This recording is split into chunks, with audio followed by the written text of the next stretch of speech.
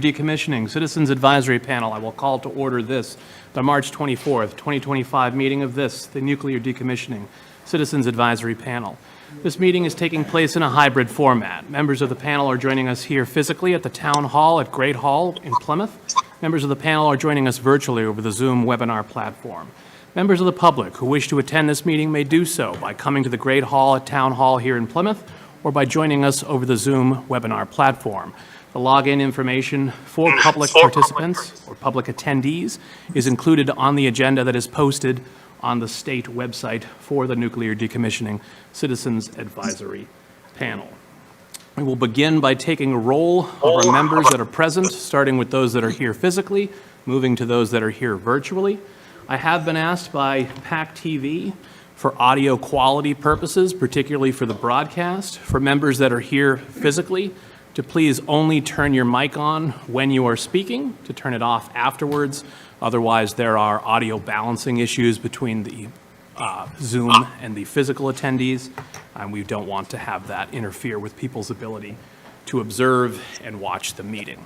So with that in mind, we'll start with you, Mr. Noyes. Dave Noyes, Compliance Manager representing Holtec Decommissioning International. John Moylan, Site Vice President, Holtec.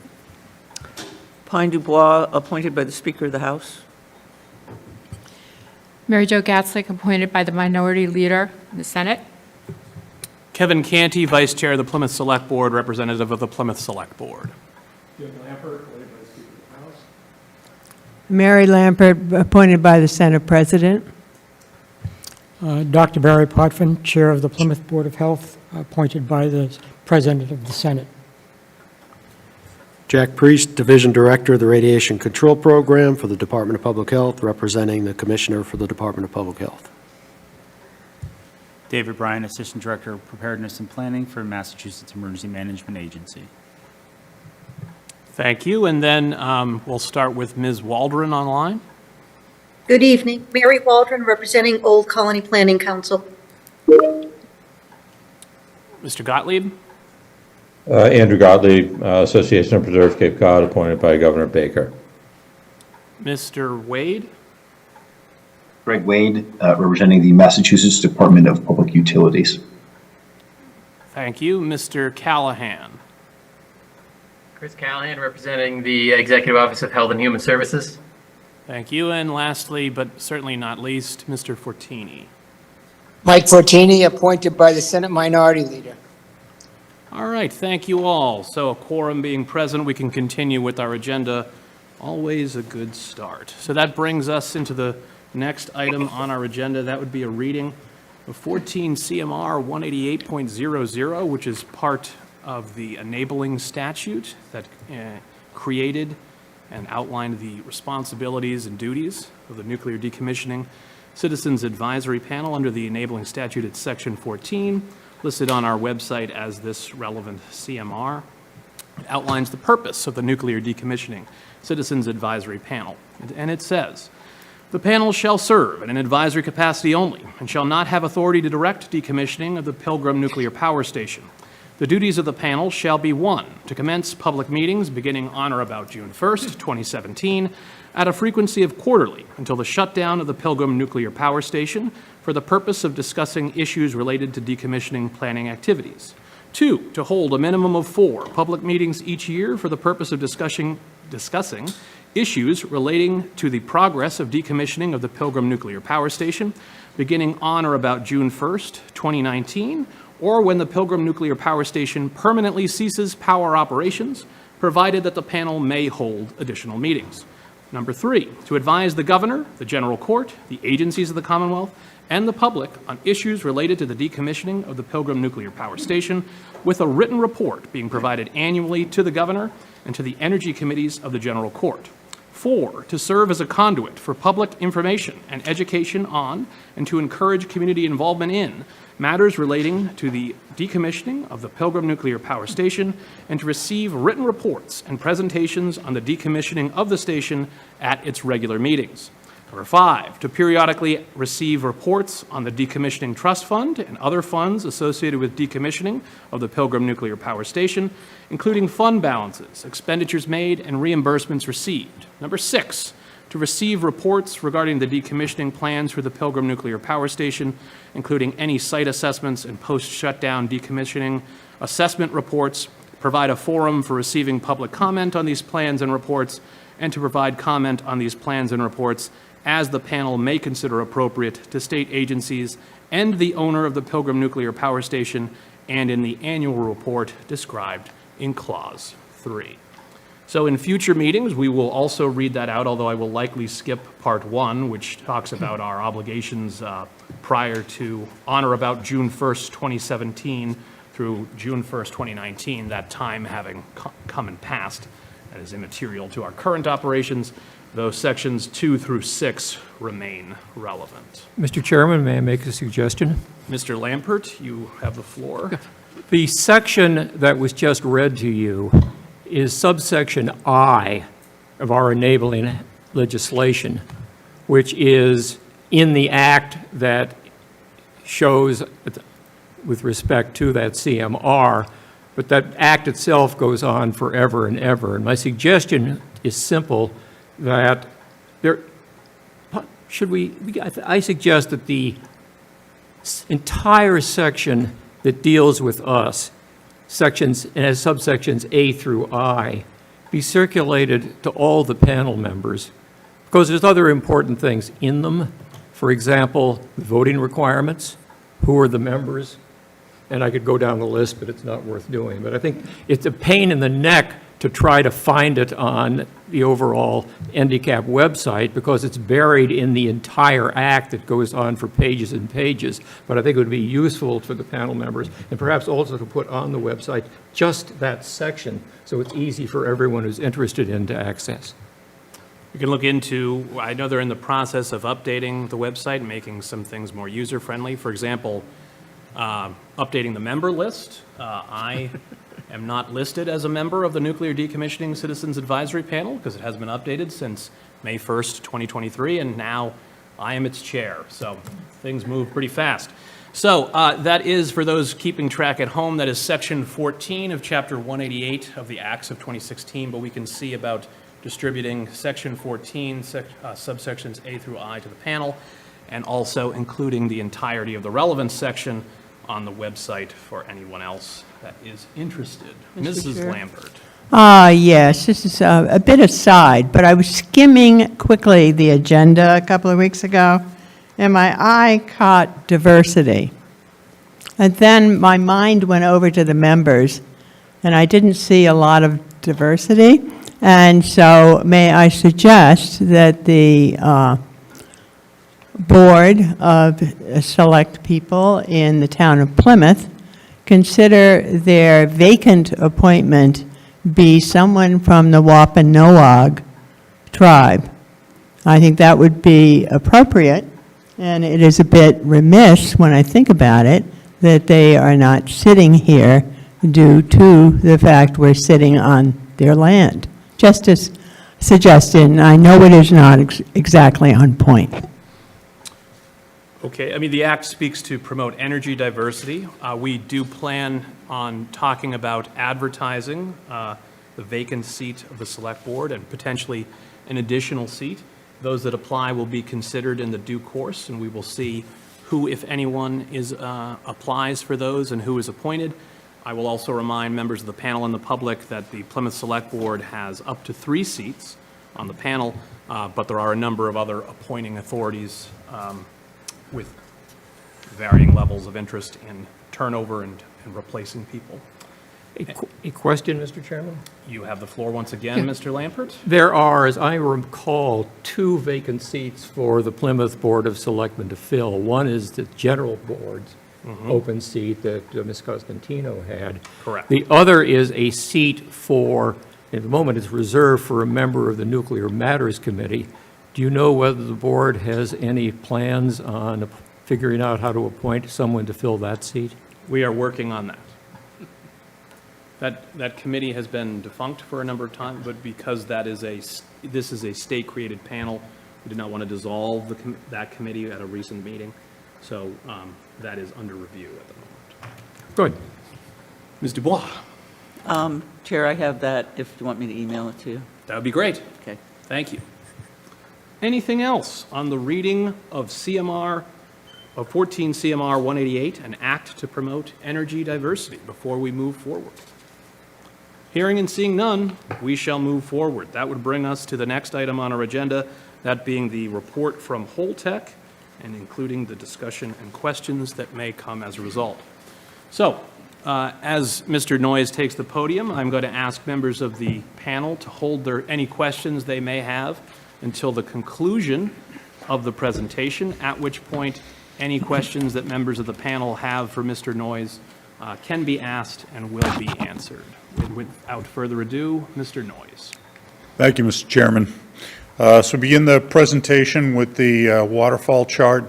The specific swim lanes of note are the project milestones. They have not changed. The next upcoming major milestone is submitting the license termination plan, which will be submitted to the NRC in September of this year. We have updates within the slide presentation on dismantlement and demolition. We also have updates on reactor segmentation and waste processing. For characterization, we have submitted with the Mass DEP a asbestos plan for being able to take core bores for the asbestos paint for the concrete that will enable us to characterize the foundations and the excuse me, and the floors of the below-grade structures. So as I discussed last time, the transition at the site has gone from building demolition to component removals from within the individual process buildings. Upcoming, or just completing now, is material within the augmented off-gas building. So that was the building that took non-condensables from the main condenser when the plant operated, sent them through charcoal absorbers and hold-up lines, and ultimately released those as gaseous effluent via the main stack. So all the material has been removed from the augmented off-gas building, and that equipment has been fully removed from the building.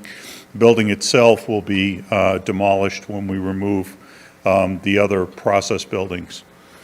For selective material or component removals, the combined intermediate valves, which are turbine valves, they're a 20-inch steamline valves that connected the high pressure to low pressure turbine.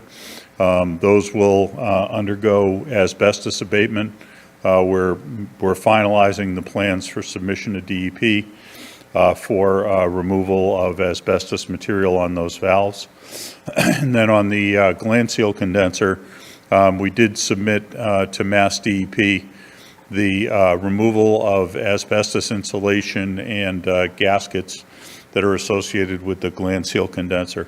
Gland seal condenser removed the steam from the rotating portions of the main generator and condensed that steam and returned that to the water cycle. So there's no real change overall as far as building demolitions go. So the augmented off-gas building is that light yellow rectangle that's kind of in the center left of the picture. And the remaining buildings, the status has not changed, nor has the status of any above ground or underground storage tanks. All those have been removed. Under the Massachusetts contingency plan, the identification of constituents that was identified during the initial non-radiological characterization of the site, both within the industrial area and the non-industrial area. We are coming up on the 2-year point since the initial identification. In accordance with the Massachusetts contingency plan, the Phase 2 report is due in April of this year. The Phase 2 objectives are to define the source nature and extent of constituents of concern, report on any additional investigations performed, and risk characterization. That report will be prepared by our licensed site professional, ERM, and in order to be able to inform that report, within the last month, we've completed the addition of 14 monitoring wells in the non-industrial portion of the plant, the Para 3 area, and 17 soil borings in the industrial area. We will be able to report out on the results of that sampling in our at our next meeting. So for an update on on-site water volume, the water volume effective March 20th, 844,037 gallons. The heaters in the spent fuel pool and reactor cavity were de-energized on March 18th. They are no longer required for building and refueling floor heating this season, so they have been secured, and the current plan would not re-energize them until the heating season at the end of 2025. We are making preparations to drain the reactor cavity and dryer separator pit to the torus in April. That specific evolution will result in the draining of approximately 460,000 gallons from the reactor cavity and dryer separator pit. The draining of that water will result in that water being accumulated in the torus. The torus has a capacity of 1.6 million gallons, so there's adequate volume or capacity within the torus for full drain down. Current plan is to retain approximately 400,000 gallons in the spent fuel pool. We have waste material that is still being staged in the spent fuel pool. Ultimately, that material will need to be packaged and removed, but we have yet to schedule the activity to perform that work. For the regulatory update, since at our last meeting, we received an NRC violation of security requirements, the details of which are considered to be security sensitive. It involves an event that took place in January of 2020. The NRC, in their redacted report, credited that the condition was self-identified and that corrective actions had already been taken to resolve the issue. We also received an NRC violation of low safety significance when a tear was identified in a shipping package for a component, radiological component, that was being sent from Pilgrim to Oyster Creek. There was no release of radioactive material to the environment, but the violation identified that we had failed to properly restrain the item in a manner that prevented it from resulting in a breach of the package during transport. We have completed, or the NRC has completed its review of discrepancies identified with the decommissioning trust fund expenditures. So they did a 100% review of the review that we had done, and have identified that that review is now complete, and that we are 100% up to date with the decommissioning trust fund, and also the making whole the decommissioning trust fund of all of the inappropriate expenditures, including interest. For site source term reduction, we continue with Class A and some Class B waste, shipping that as soon as it is generated.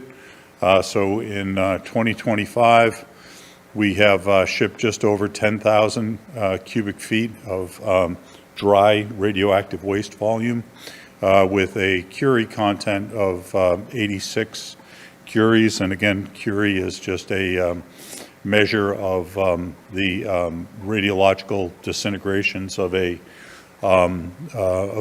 given radioisotope. And that brings to the total of just under 2,000 curies and just under 300,000 cubic feet of material since the beginning of the decommissioning activities. Thought I'd highlight some of the shipments that are associated with some Class B, or with all Class B and some Class A wastes. They use this RT 100 type B cask. This is a cask that's manufactured by Robitel. WCS, our waste service vendor, has 2 of these casks, so they're in high demand within the industry. They are 100% stainless steel construction inside and out. And even though the cask stands 11 feet high and it's 8.5 feet in diameter, it can only accommodate 160 cubic feet of waste material. So an individual shipment can accommodate roughly a pallet's worth of radioactive waste. We have to very closely plan those shipments, determine the amount of material that can be put in, the types of material that can be combined together to meet both transport requirements and disposal requirements. And that ends the presentation, pending questions. Thank you, Mr. Noyes. And any questions from members of the panel? I'm going to take members that are physically present first, then we'll move online. Mr. Lampert. Thanks, Dave. Since you're on that slide, let me just start there. Do you use their casks to transport this? Yes. Yeah, so the casks have impact limiters. Those are the barbell shapes at the top and bottom. And they also accommodate a significant amount of shielding within the cask. That's why it can only accommodate 160 cubic feet.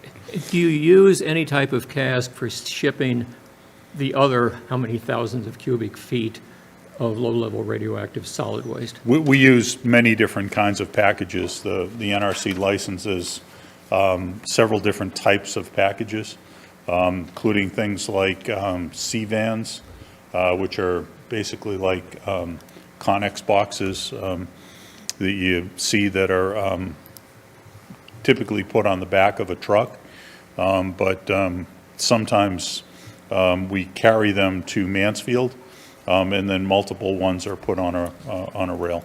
Could you go back to slide 9, please? Is that 9? Yeah. Yeah, do you have any idea of what cubic feet works out to in tons? I don't. I think in one of the earlier presentations, I think I did provide that. We do have that information. I just don't have it with me. If you could just repeat that, it would be helpful, because it's easier, somehow I think in terms of tons and not cubic feet. Slide 7, please. A couple of questions here. At the top, you have the spent fuel pool, the RX cavity, and the DSP. How many of those are open at the top? All of them. They're all open at the top? Yes. Then I was having a little question on the numbers. When you have 425,000 gallons here, that's not what you get when you add the RX cavity and the DSP together. With the with the connecting areas between the reactor cavity and the dryer separator pit, there's additional volume when those shield plugs are removed. So that makes up the difference. So 425 is the sum of the 2 blocks plus the other 2? That's correct. Thank you.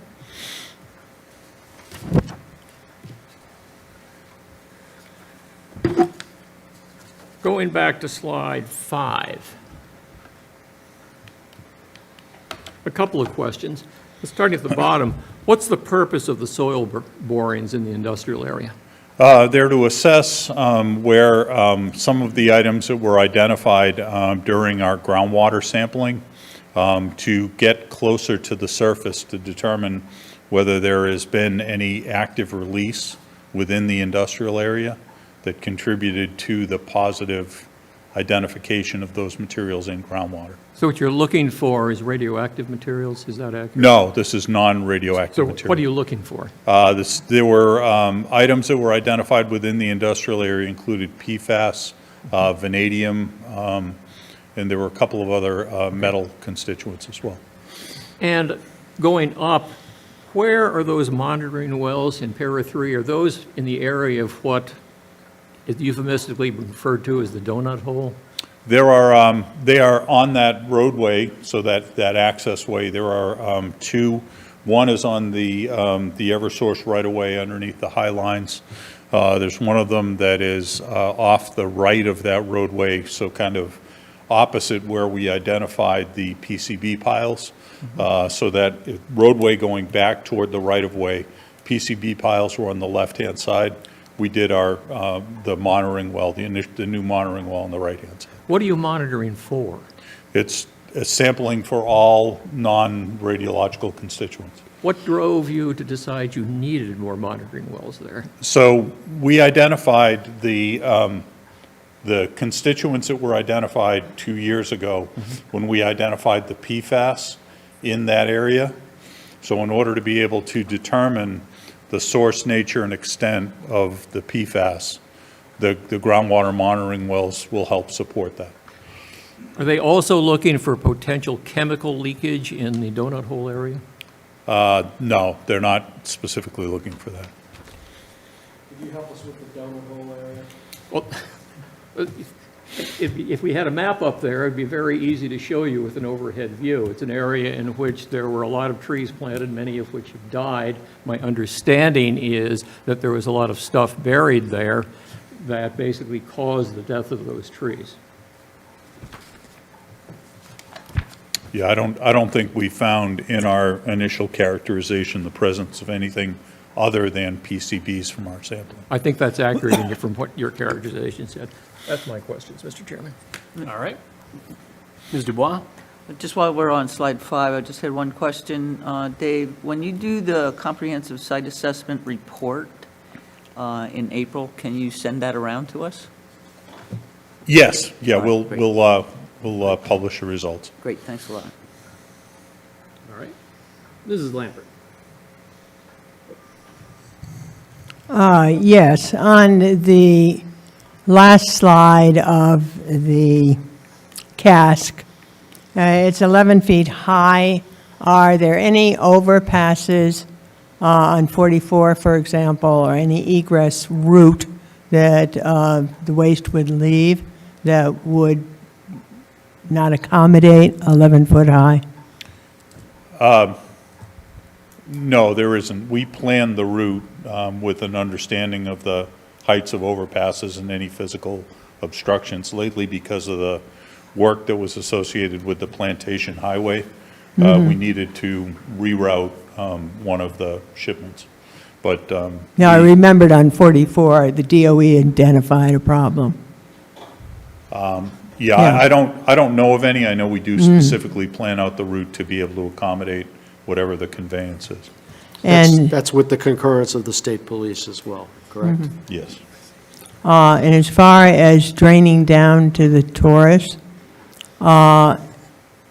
is there any way to estimate, or have you estimated, the evaporation rate from the Taurus versus if the water is on the reactor cavity floor or in the pool or what have you?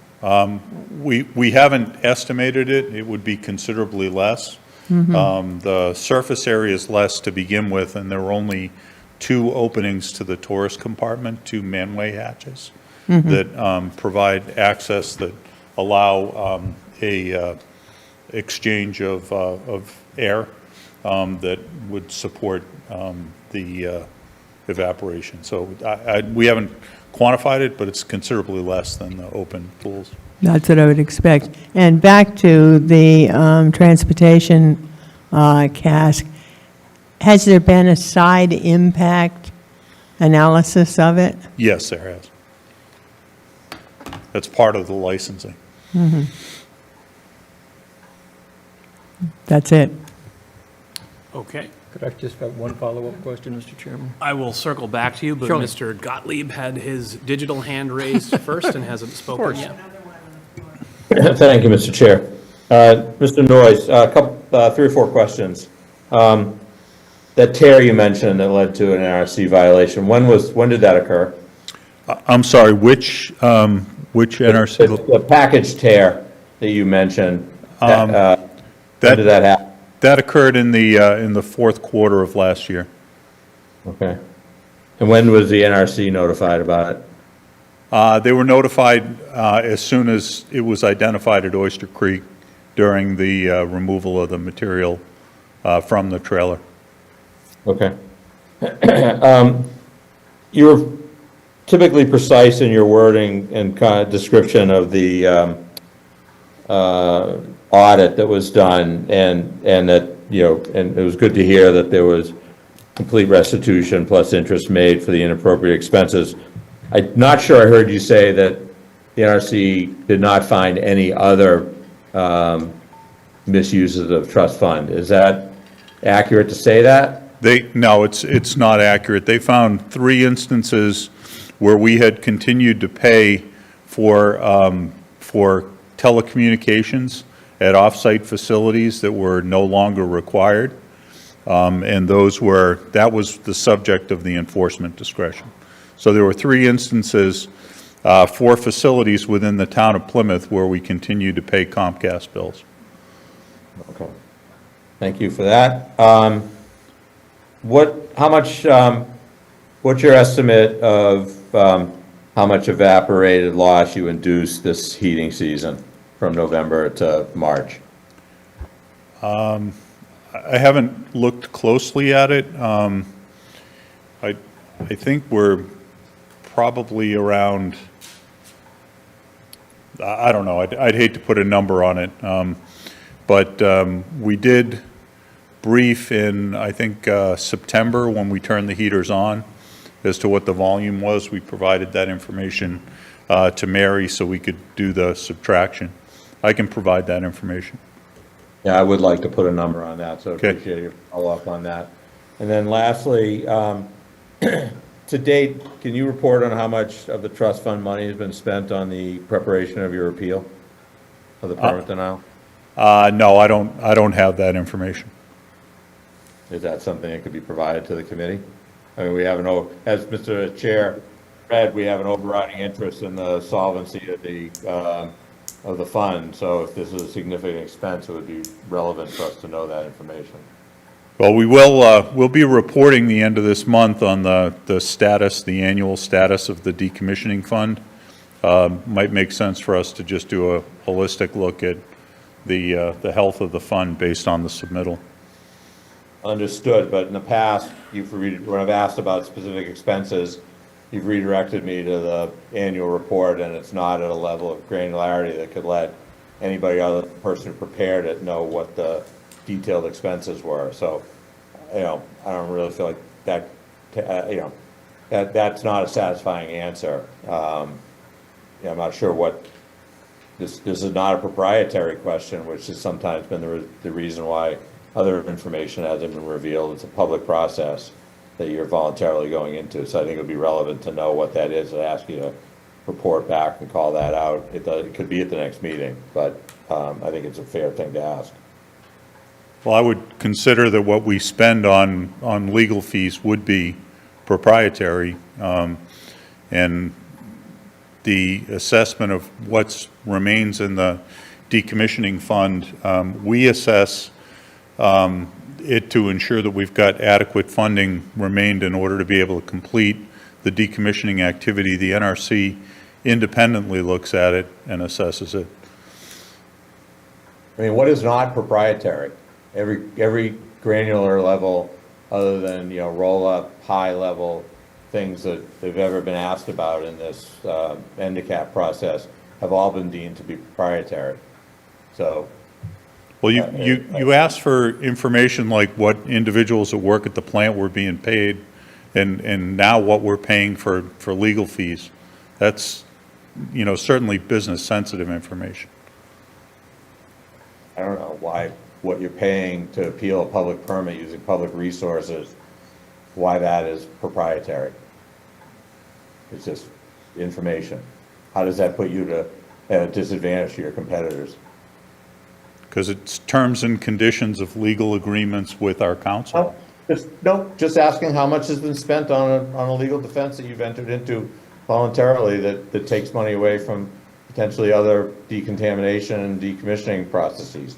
What's wrong with that? I'm not asking for your legal terms. I know who you hired. I'm just looking for a gross amount of money you're spending on this appeal. Do you think, Mr. Noyes, although you can't get into the specifics of what is spent with council, you could give an overall, at the next meeting perhaps, an overall expense of what has been expended on legal fees without an itemized report? I can take that request back. I wouldn't want to commit to being able to provide that at the next meeting without discussing it with council. I understand. Thank you. I'm done. Thank you, sir. Dr. Potvin? Yes, I have some questions about the water volume. Do you know how much water is currently in the Taurus? There's about 45,000 gallons in the Taurus. Okay. And you stated that there is currently about 844,000 gallons remaining total? That's correct. Okay. So I did look at the numbers from last November's meeting and again in the one in January, and the water volume seemed to have dropped by about 47,000 gallons. So is it safe to assume that that was evaporated? Yes. Yep. Okay. And if you look at that number compared with the one you just gave us, which was 844,000 gallons, I believe, remaining, Right. it seems that there's less water having been lost in the previous 2 months than the past 2 months. Can you explain why the evaporation rate has dropped? It really just depends on a lot of conditions, like the humidity, the differential temperature on the refuel floor, airflow that is very case-specific, depending on the work activities that are happening on the refuel floor. So it varies from shift to shift. Okay. And you mentioned that you're going to retain about 400,000 gallons in the spent fuel pool for some time. Is that correct? Yes, that's right. Is that the volume that's currently in the spent fuel pool? Yes. Okay. Then you also stated that around mid-April or sometime in April, you will be transferring the remaining water from the reactor cavity and the dryer separated pit, which amounts to about 460,000 gallons? That's right. That'll go into the Taurus. That's right. Okay. So if I do the math correctly, adding the 40,000 gallons, that are about 45,000 that's currently in the Taurus to the 460,000 that is still to be transferred, that's around 505,000 gallons, and another 400,000 gallons that's currently in the spent fuel pool. That's more than 844,000 gallons. Yeah, the difference is the capacity of the spent fuel pool. Right now, the water level is not right up to its to the height of the floor level. The water has dropped down almost a foot, and that accounts for the difference. Okay, it's a little bit confusing. Yeah, it's those numbers that are on that drawing are capacities. They're not what exists in those volumes currently. Okay, thank you. And Mr. Lampert? Just one question. You mentioned hatches in the Taurus to Yes. my wife. Are those normally closed or open? They're open. Thank you. Any other questions? Hearing and seeing none, thank you, Mr. Noyes. That brings us to the next section of the agenda, that being the IWG report, which I understand Mr. Priest will be delivering today. If, as with the last presentation, if members of the panel could hold questions and comments until after the presentation, and then we will open it up as we just did. Mr. Good evening. Priest. Thanks, Kevin. This is pretty short. Seth Pickering from the DEP, as you know, is retired. The DEP is working on identifying his replacement to fill this seat on the ENDICAP. Would expect to have a replacement for the next meeting. The IWG is working on a standard letter for reappointments to the ENDICAP, as one has not existed previously. So we're trying to standardize that for the state members that are on the panel, and then we can keep that up to date so it does not fall behind. And I have been reappointed for the DPH. EEA's ENDICAP coordinator is Paulo DeFabio. And he's working on to update the current handicap roster. So you mentioned previously it had been some time since it had been updated. And he'll use the March 24 meeting minutes as a final verifier for the current appointments. If members are aware of their appointment start and stop dates, it would be valuable information to share with Paulo or myself, and I will get that information over to Paulo. And there's a new comment submission page that has been added to the handicap website, which will allow the chair and vice chair to receive public submissions directly. This will replace the previously listed email addresses. So we're working on updates to the webpage. We're trying to make it more public-friendly, more communication-friendly. The suggestions earlier about the subsections and the requirements and the duties for the handicap, I'll bring that feedback back to Paulo, and that sounded like a good idea to me, and we'll try to get that addressed on the webpage to make that page more public user friendly. That's all I have. All right, thank you, Mr. Priest. Do we have any questions from any members of the panel? Hearing? Okay. Hearing and seeing none. Thank you, Mr. Priest. Did you have a question? Oh, I can get that to you. All right. Because I gave it to you. Yes, yes. That's how information goes.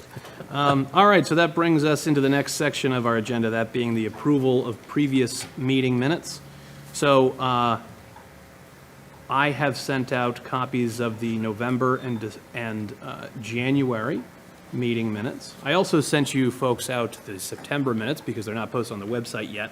It was unclear to me when I was sending out the agenda if they had been approved yet, but then I looked at the last meeting. We have approved the September minutes, so we're off the hook in that regard. But we still have the November and January meeting minutes to approve. So I have received via email, I received some comments from Mr. Fortini in regards to the proposed November minutes. So let's deal with those first. Mr. Fortini says that he is not listed under handicap members that are present on those particular set of minutes. He says that Dr. Buesler's presentation currently states, meeting attendee named Mike asks for clarification, should read Mike Fortini asks for clarification. And then there's a question follow-up from David Noyes. First bullet begins, regarding the reactor building should read Mike Fortini ask question regarding the reactor building. So those are Mr. Fortini's proposed edits. Does anyone have any other proposed additions or edits to the minutes? I do. November. Ms. Lampert? Yes. First, page 1 and throughout, Dr. Ripina should be spelt correctly. R-Y-P-I-N-A, Ripina. Then on page 2, Ken Buesler identified himself as a radiochemist. On the same page, there's another Irina Ripina misspelling.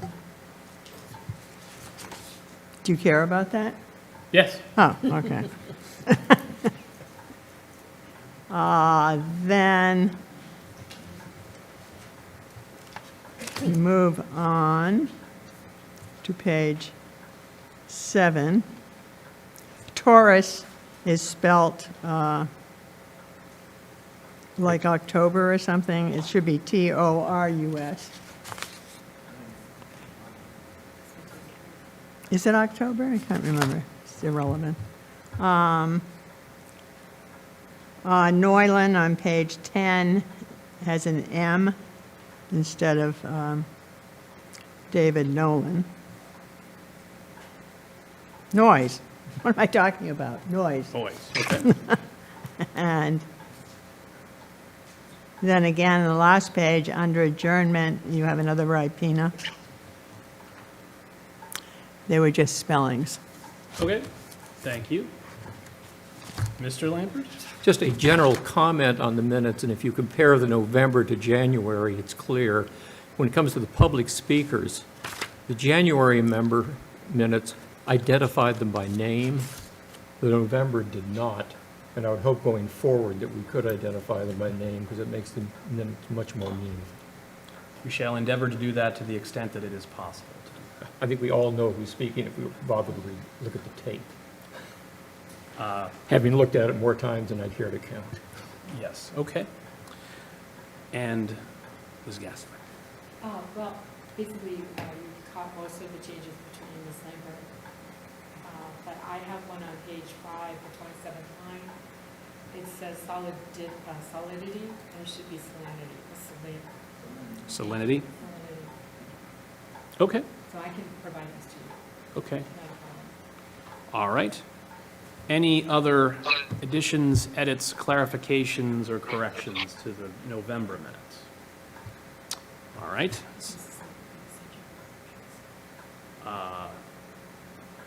We'll talk about that next. All right. And then let's move on to the January minutes. We can vote on both sets of minutes as a group. I received from Mrs. Ganslick some corrections to the January minutes. On page 2, we now have a digital copy of Dr. Thompson's presentation, so that will be included. Then further on page 2, the 5th bullet should be revised in regards to independent storage installation, should be independent spent fuel storage installation, ISFSI. Page 2, 7th bullet, dry storage should be dry cask storage. Page 2, 8th bullet, dry storage should be dry cask storage again.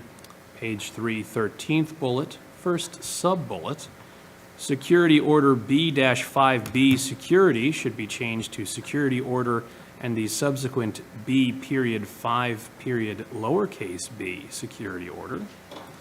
Page 5, second bullet, shaped charger should be shaped charges. Page 6, first paragraph, 7th line from the end of that paragraph, add a space between the words which and could. Currently it reads which could, one word, not a word. Page 6, the waterfall chart, first bullet, we should revise identified as para 3 to perimeter area PERA-3. Page 7, demolition / ongoing activity update, first paragraph, revise supports to supported, relocate retube building section heading to the beginning of this paragraph. And then pages 9 through 11, Taurus is spelt like the astrological sign or the Ford model car that has been discontinued, should be spelled as TORUS. And then page 9, last bullet, 4th line from the bottom of the paragraph, the tubing building should be the tube building. Page 12, second line from the top, revised Trident filter to Tri-Nuke filters. Page 13, third bullet, add Turco after Diane. Any other additions, edits, or clarifications? Mrs. Lampert. Yes. Slide 12. To make it meaningful, add the environmental impact, I can give you this, determination with respect to successful terrorist attacks, therefore is based on risk, which the NRC defines as a product of probability, even if only a qualitative assessment of probability is available, and the consequences of a successful attack. This means that a high consequence, low probability event could result in a small impact determination if the risk is sufficiently low. His comment, last part of the slide presentation, this definition of risk is ideology, not science.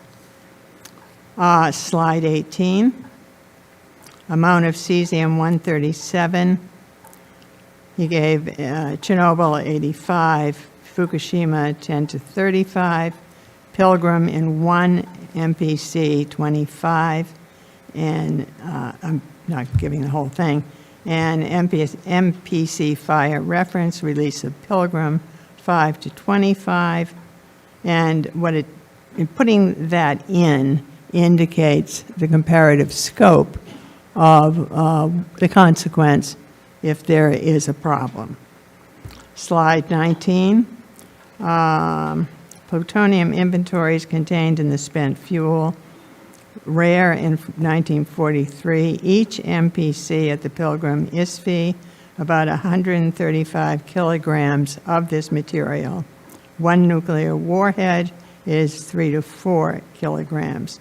I think that's important for a comparative analysis. Slide 23. This is emergency planning. Potential release short-lived isotopes requiring shelter, evacuation, etc.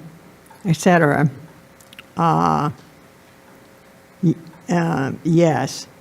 ISFI, no. Potential release long-lived radio isotopes requiring population relocation. Power plant, yes. ISFI, yes. Potential for long-term neglect, moderate. ISFI, high. His point, which is actually, well, that's parenthetical, is in a spent fuel accident that there would be no return.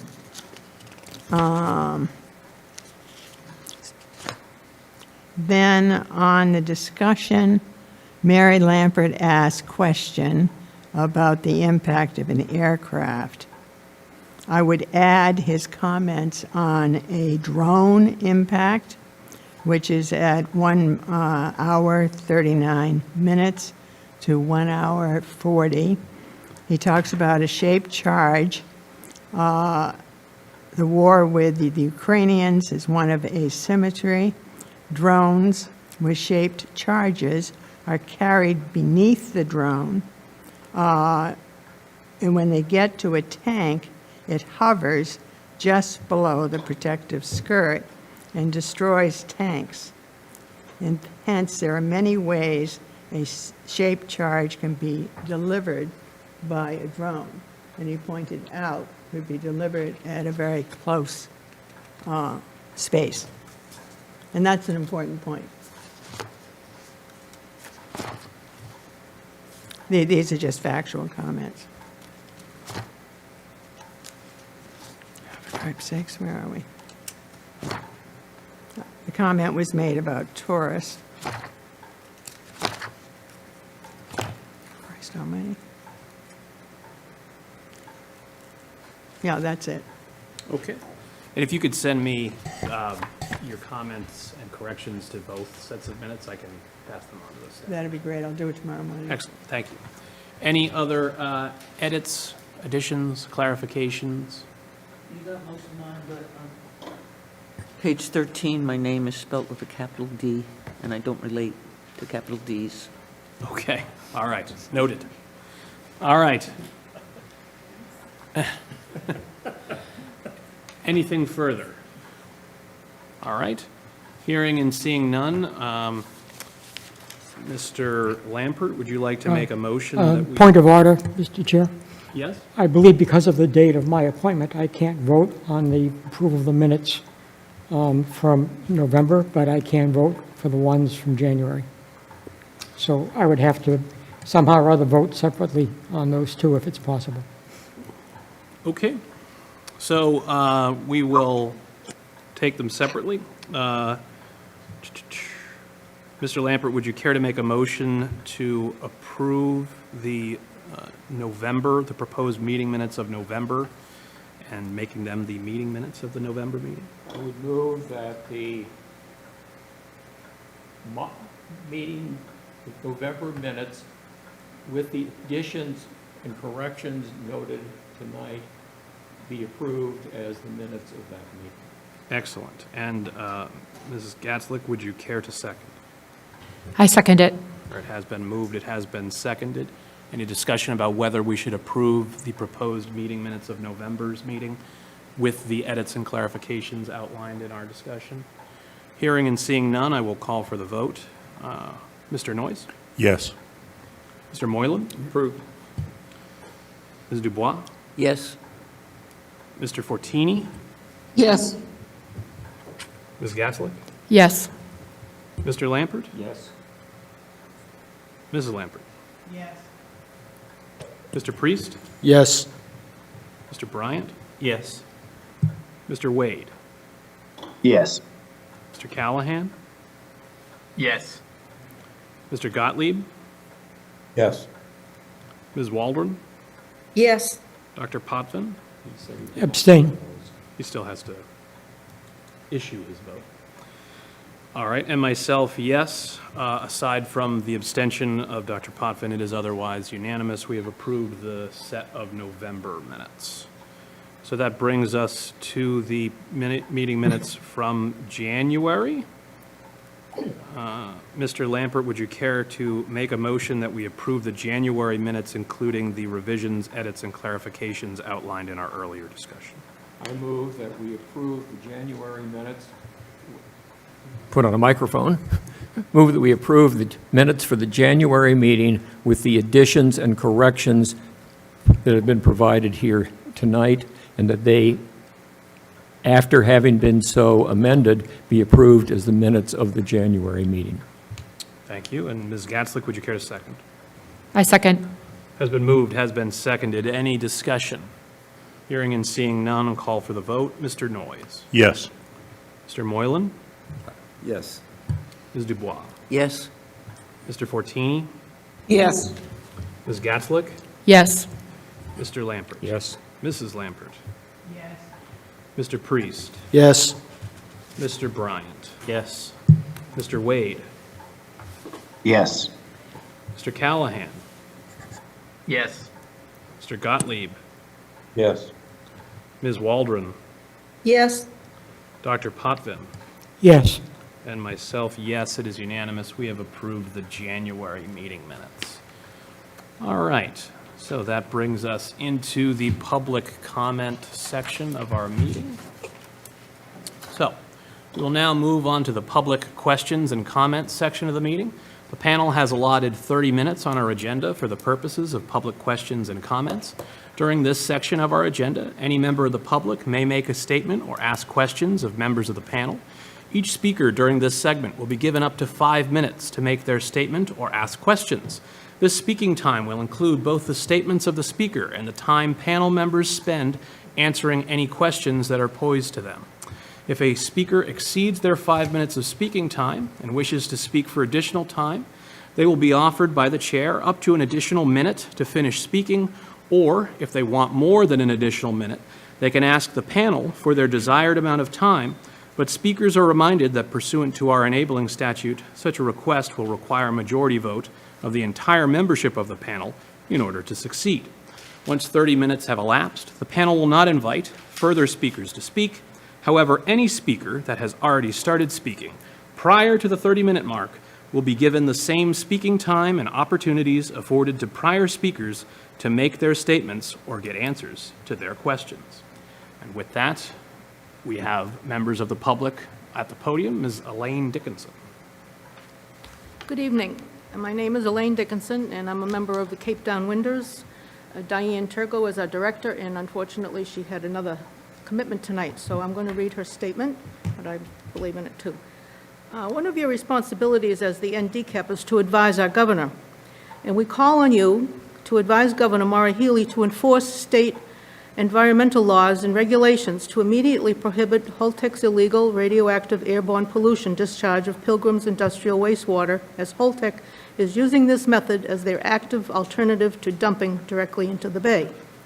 For background, throughout 2022, Holtec insisted they could dump the industrial wastewater into the Cape Cod Bay, in clear violation of notice by the EPA and Mass DEP, that this discharge was not allowed under the law. Finally, the EPA threatened Holtec with jail time if they did dump without a new permit, so Holtec pivoted to installing immersion heaters to evaporate the wastewater. We learned of that dangerous discharge from a whistleblower letter, which included serious allegations of worker and public health and safety concerns, still independently uninvestigated and unresolved. In addition, even though Holtec signed the settlement agreement with the state to abide by all state laws and regulations with no federal preemption, Holtec immediately appealed to the Mass DEP's decision to deny the dumping permit.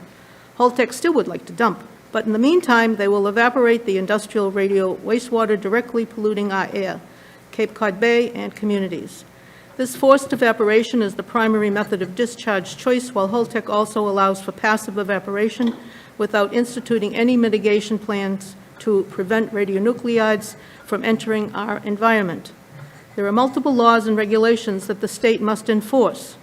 For example, the Ocean Sanctuaries Act, which the Mass DEP used to deny the surface water discharge permit, includes waste means any unwanted, discarded, or environmentally harmful solid, liquid, or gaseous materials resulting from commercial, municipal, domestic, or industrial activities.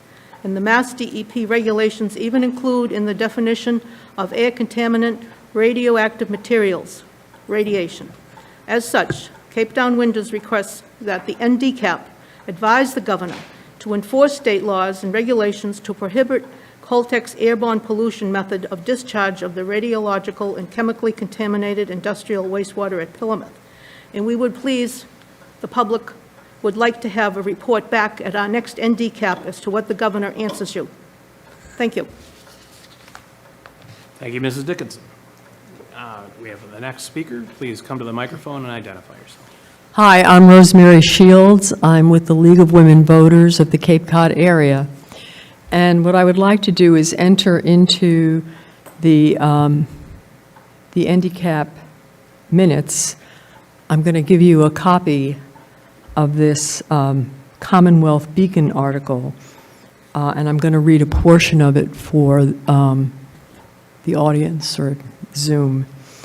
In this article, a warning about radioactive air pollution from Pilgrim.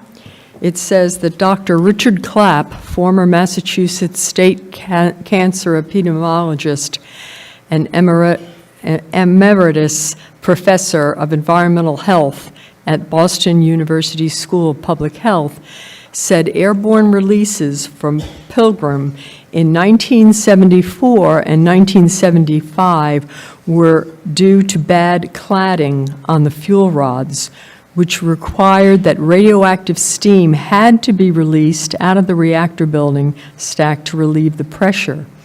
If this steam had not been released, the plant would not have been able to keep operating. Clapp's study showed that infant mortality, thyroid cancer, and leukemia were all significantly increased after this venting of radioactive vapor. The cancer footprint from this practice, he said, started showing up early. The excess leukemias showed up in 1982 and 1984 time period, but infant mortality increased even earlier in the mid-1970s, earlier than the leukemia excess. This is consistent with the timing of the aerosol radiation releases. Aerosol release of radionuclides via evaporation of radioactive wastewater poses a clear risk to the health of surrounding communities. This release of radionuclides is a form of air pollution. Massachusetts has taken action on asbestos released during the Pilgrim decommissioning process, which is an important measure that will benefit health. But the state must go further enforcing our air pollution laws. Clapp noted that because so many Pilgrim workers, how many minutes do I have? Approximately 2 minutes and 20 seconds left. Thank you. Okay. 3 minutes and 20 seconds. Dr. Clapp noted that because so many Pilgrim workers had exceeded their annual allowed radiation dose, the plant was shut down for extended maintenance at one point in the 1980s. News coverage at the time indicated that Pilgrim had overexposed more workers than any other U.S. nuclear plant the same time period, he said. Holtec has told the Plymouth community that aerosolizing radioactive waste is a safe method of disposal, yet they have provided no data to support this claim. The Massachusetts Medical Society has called for scientific study of the Pilgrim nuclear plant decommissioning process and potential health effects on workers, residents, and the environment. Likewise, Dr. Buesler of Woods Hole has called for a radiological impact assessment and a reanalysis of the water by an independent lab and using more sensitive methods to make a more complete analysis. Aerosol release of radionuclides via evaporation of radioactive wastewater poses a clear risk to the health of surrounding communities. This release of radionuclides is a form of air pollution. Massachusetts has taken on asbestos release during the Pilgrim decommissioning process, which is an important message that will measure that will benefit the health. But the state must go further enforcing our air pollution laws, which prohibit the emission of radioactive materials in ambient air. And I'm going to give you a copy of this report so that it can be put into the minutes. So you can upload that using the comment section that's on the website. You can attach a file to your comment. Is that updated? It is. So if you have a digital copy of that, just go on the website, upload that, and that will be in the draft meeting minutes. I will do that. Thank you very much. You're welcome. All right. That brings us to our next speaker. Please take the microphone at the podium and identify yourself for the record. Thank you. My name is Douglas Long, L-O-N-G. I live in Orleans in Cape Cod. I'm 28 miles as the crow flies from the Pilgrim nuclear power plant, what remains of it, and anything that is emitted from that plant today. I am 28 miles away. Provincetown is 18 miles away. I think that's the correct number. So a lot of us on Cape Cod are worried because we're downwind about 40% of the time from northern winds.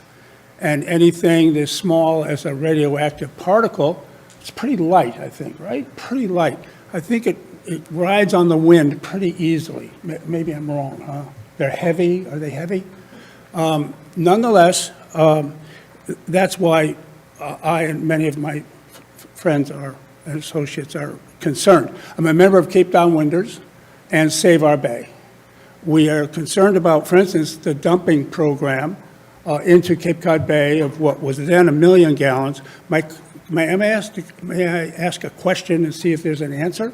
Is Holtec continuing to plan to dump radioactive wastewater into Cape Cod Bay?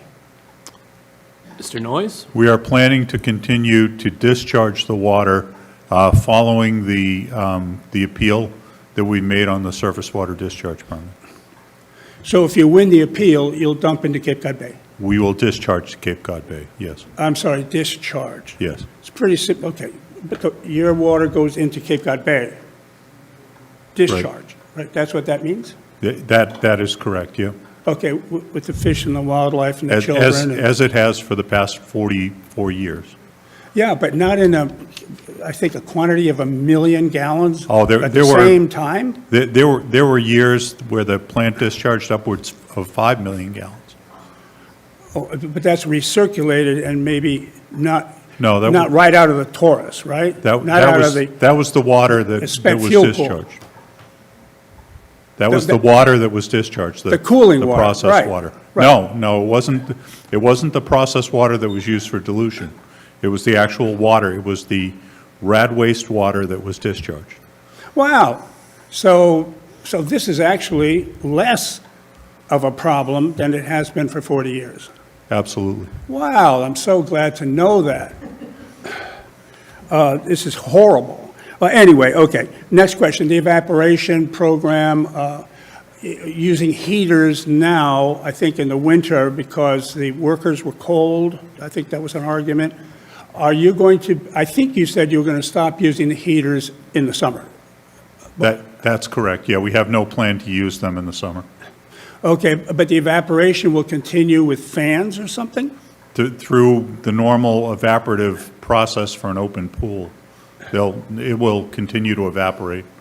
Okay, and it exits through vents, That's correct, monitored vents. monitored, right? Yes, sir. Okay, and I understand also there's mechanical filters, right? That try to keep some of the radioactivity out of the There- lungs of the people who live on Cape Cod? There are not mechanical filters in the gaseous effluent flow stream.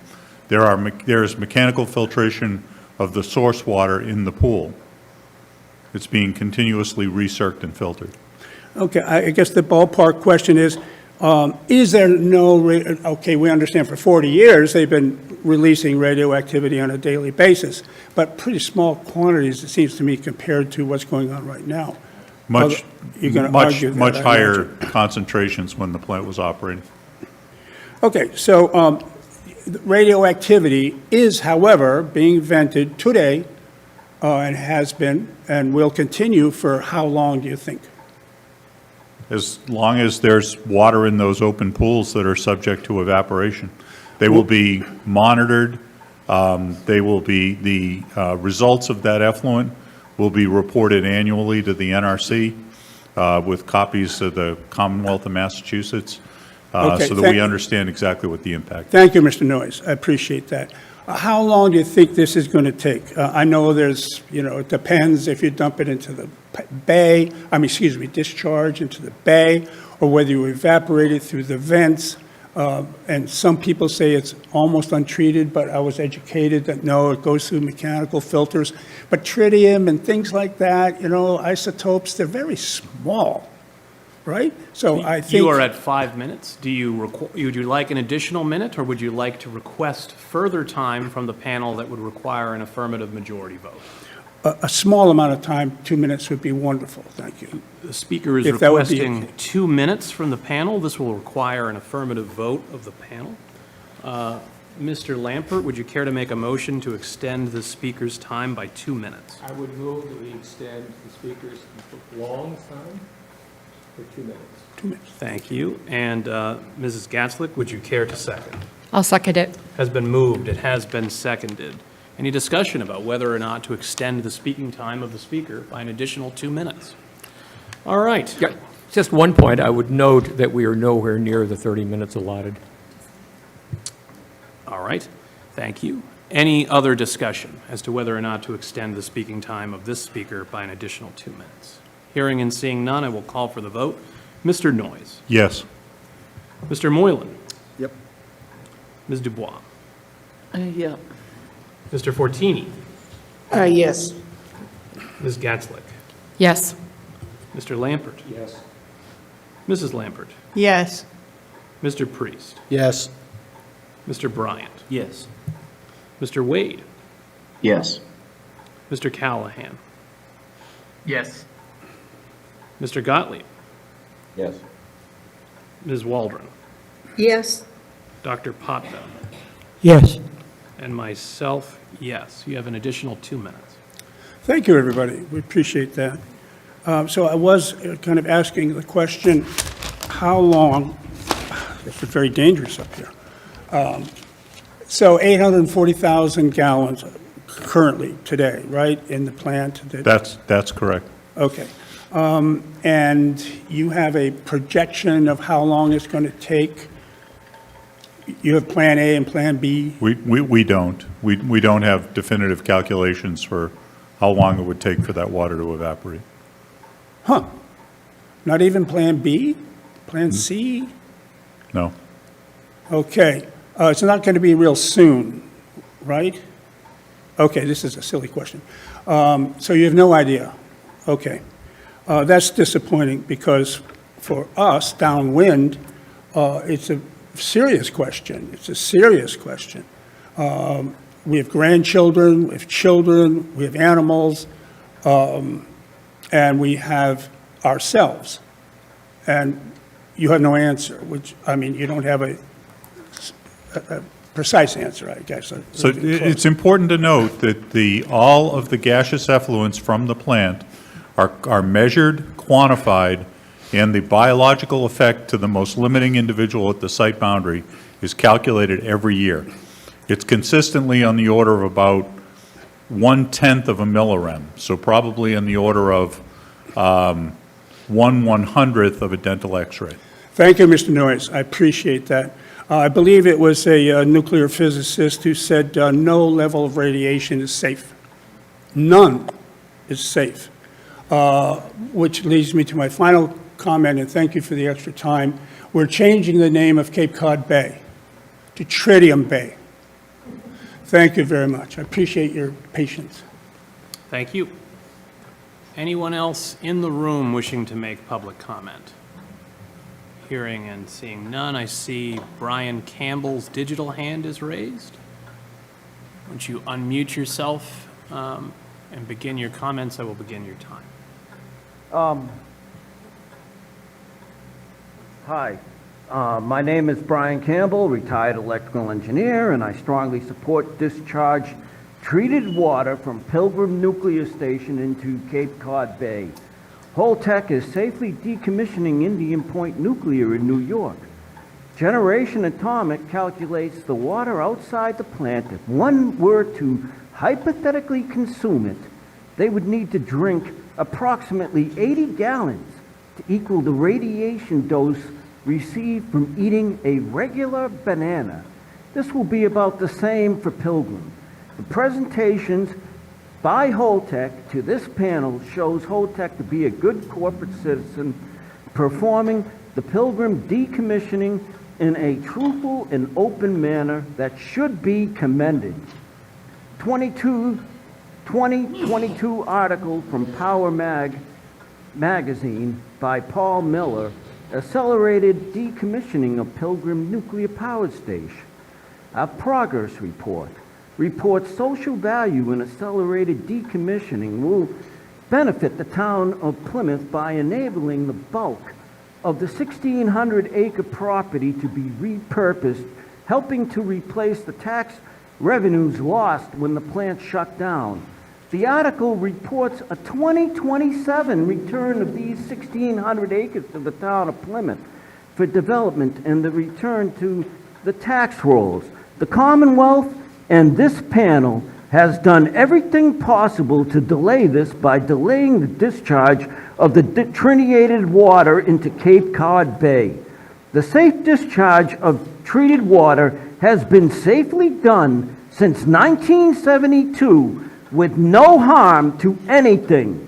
Perhaps the Lamberts, whose property, Duxbury, is not affected by the Plymouth tax increase due to the Pilgrim nuclear unplugging, might be willing to return their property to its proper Native American owners. In 2022, Undersecretary of Climate Change David Ismay saying that 60% of the state's emissions come from residential heating and passenger vehicles, or you, the person in the street, the senior on a fixed income. There is no bad guy left, at least in Massachusetts, to point a finger at, turn the screws on, and break their will to stop emitting. He said in the video, "That's you. We have to break your will." Right. I can't even say that publicly. That's right, David, you're fired, because that's what the state of Massachusetts does to people that tell the truth. The Commonwealth, by unplugging Plymouth Nuclear, shows it is run by industrial-scale vandals intent on impoverishing the Massachusetts tax and ratepayer. The 2050 net zero plans with corrupt mass save and the adoption of unreliable, expensive wind, solar, and battery woke grid is a state disaster. Thank you. Thank you. Any other public comment from anyone in the room or on Zoom?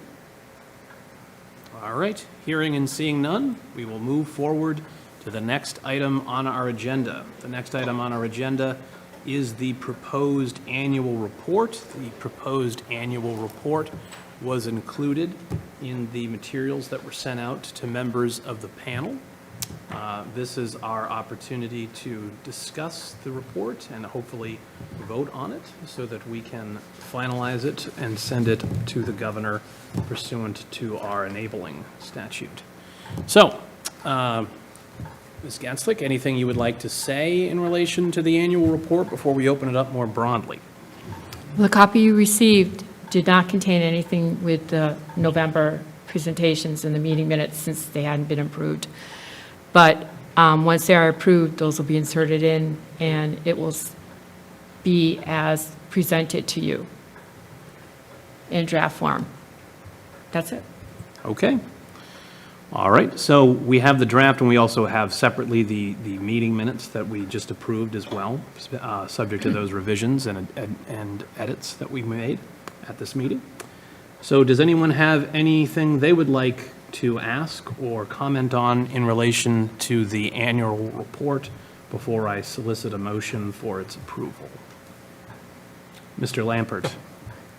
We've had discussions on annual reports at previous meetings, and I think everyone on the panel and a lot of people here are aware of my position, which is that the report of simply the minutes does not in any way satisfy the spirit and probably actually the particulars of what the governor and the providing statute basically required, which in my view is some information, some discussion of the issues that really are involved in decommissioning. I will vote against the report. Thank you, Mr. Lampert. Any other questions or discussion? Mrs. Lampert? Yes, I too will vote against the report because there are not discussions of the principal issues. The principal problem that is so is we have the inability to vote on anything other than a bathroom break. And without the capability to vote on anything, we really don't have a collective input on the important issues such as spent fuel, cleanup, money, etc. I was recently, last week, at a conference at Clark University of folks from New England reactors, and I was asked, what is wrong with your ND cap?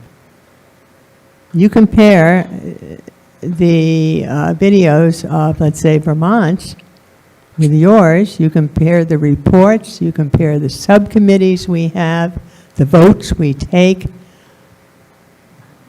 with what's going on here. I just thought I'd pass it because I think we do have an essential procedural issue that somehow, hopefully, we can address. Not that the people on the panel are not qualified, good people, but I don't think we're getting at the business and satisfying our requirement to the legislature, public, and the governor. But thank you for your efforts. Thank you. Any other questions or comments in regards to the annual report? Ms. Dubois? I kind of take exception because I did read it, I looked at it, I got a lot out of rereading all the minutes. I think they're good summaries, they're more in depth than my notes certainly. So I appreciate that, and I think that somebody who is reading it that is interested in it, having the website, and I think I would put the website in there somewhere as a footnote, with the information that we have on the website, we'll have a much better view of what we've done. I don't think we can answer everybody's questions, and I don't think everybody's opinion is what we should be giving to the government. I think, saying this is what we did, this is what we know, I think having whole text slides in there is very informative and very helpful in terms of what happened at the site, what the decommissioning done, what stuff has left, what stuff is there still to do, what buildings have come down. I found it helpful. I know that we can do a book on what we each think about what's going on, but I don't think that would be as helpful to the public. Thank you. Oops, and I was off that whole time. No, I think you were on. Okay. All right, any other questions or comments in regards to the annual report? All right, hearing and seeing none, I will solicit a motion for its approval. Ms. Gatzlick, would you care to make a motion that we approve the annual report as presented and described? I'd like to make a motion that we approve the annual report as presented and including the approved minutes from November. Thank you. And Ms. Dubois, would you care to second? I second the motion. All right, it has been moved, it has been seconded. Any discussion beyond what we've already had? Hearing and seeing none, I will call for the vote. Mr. Noyes? Yes. Mr. Moylan? Yes. Ms. Dubois? Yes. Mr. Fortini? Yes. Ms. Gatzlick? Yes. Mr. Lampert? No. Mrs. Lampert? No. Mr. Priest? Yes. Mr. Bryant? Yes. Mr. Wade? Yes. Mr. Callahan? Yes. Mr. Gottlieb? Yes. Ms. Waldron? Yes. Dr. Potvin? Abstain. And myself, yes. So that is 1, 2, 3, 4, 5, 12 to 2 with 1 abstention. My count of the vote is 12 in favor, 2 in opposition, and 1 abstention. The motion passes. So we have approved the annual report, including the November minutes that we approved earlier. Thank you.